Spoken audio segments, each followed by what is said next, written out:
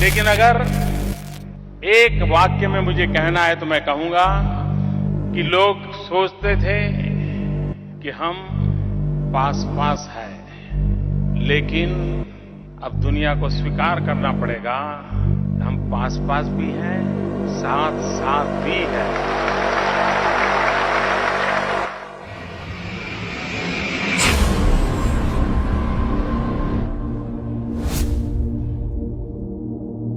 ভারত নিজেদের দাবি করে বাংলাদেশের অকৃত্রিম বন্ধু হিসেবে।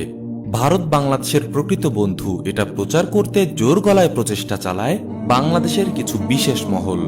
বাস্তবে বন্ধু হিসেবে ভারতের আচরণ কেমন? পূর্ব ঘোষণা ছাড়াই পেঁয়াজ রফতানি বন্ধ করে দিয়েছে ভারত। দুপুরের পর থেকে দেশটি থেকে বাংলাদেশে পেঁয়াজ আসেনি। ভারত কোনো আইনের ধার না ধরে বাংলাদেশে পেঁয়াজ রপ্তানি বন্ধ করে দেয়, শুকনো মৌসুমে পানি বন্ধ করে দেয়, অসময়ে পানি ছেড়ে দিয়ে বন্যায় ভাসিয়ে দেয়, সীমান্তে গুলি করে পাখির মতো নিরীহ মানুষ হত্যা করে, বাংলাদেশের অভ্যন্তরীণ রাজনীতিতে হস্তক্ষেপ করে, রোহিঙ্গা ইস্যুতে মায়ানমারকে সমর্থন দেয়।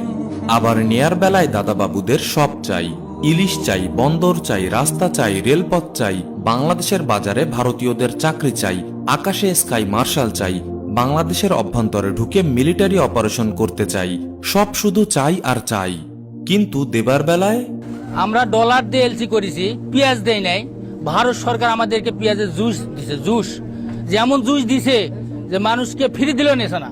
বস্তা পচা পেঁয়াজ, অসময়ে বানের পানি কিংবা পৃথিবীর সবচেয়ে রক্তাক্ত সীমান্ত। যদিও এত কিছুর পরেও একদল নির্লজ্জ পাচাটা তাবেদার এই সম্পর্ককে রক্তের সম্পর্ক বা নারীর সম্পর্ক বলে উল্লেখ করে। বাস্তবতা হচ্ছে তারা আসলে মোটেও মিথ্যা বলেনি, এ সম্পর্ক রক্তেরই বটে। আমাদের দুই দেশের সম্পর্ক অত্যন্ত ঘনিষ্ঠ, এটা নারীর সম্পর্ক। আমাদের সম্পর্ক ভারতের সাথে যেটা ঐতিহাসিক, যেটা আমাদের রক্তের সাথে সম্পর্কিত। বাংলাদেশ জন্মের শুরু থেকে নিয়ে আজ পর্যন্ত এক মুহূর্তের জন্য ভারত বাংলাদেশকে নিজেদের গরদরাজ্য বানানোর স্বপ্ন ছাড়েনি, বন্ধ করেনি বাংলাদেশের সব ব্যাপারে দাদাগিরি করা। মরহুম তাজউদ্দিন সাহেব ভারতের সাথে দাসত্বের 7 দফা গোপন চুক্তিতে স্বাক্ষর করেই মূর্ছা গিয়েছিলেন, তা আজ কজনই জানে। জন্মলগ্ন থেকে আজ পর্যন্ত ভারত তিলে তিলে এদেশের শিরায় উপশিরায় প্রবেশ করেছে, একে একে দখল করে নিয়েছে সেই মাথাগুলো যারা দেশ চালায়। যাদের দখল করে নিতে পারেনি তাদের কিনে নিয়েছে, যারা তাতেও বশ মানেনি তাদের হত্যা করেছে। ভারতের চাণক্য নীতির খুনি কসাই রয়ের এজেন্টরা আজ ছড়িয়ে ছিটিয়ে আছে স্বাধীন বাংলাদেশের প্রতিটি আনাচে কানাচে। এমনকি স্বাধীন দেশের নিরাপত্তা সংস্থাও জানে না তা সংখ্যায় কত এবং কোথায়। কেন একটি মহল ভারতীয় গুপ্তচর সংস্থাকে এদেশে ছড়িয়ে পড়তে দিল? কেন থামিয়ে দেওয়া হয় সীমান্ত ইস্যু নিয়ে প্রশ্নকারীদের?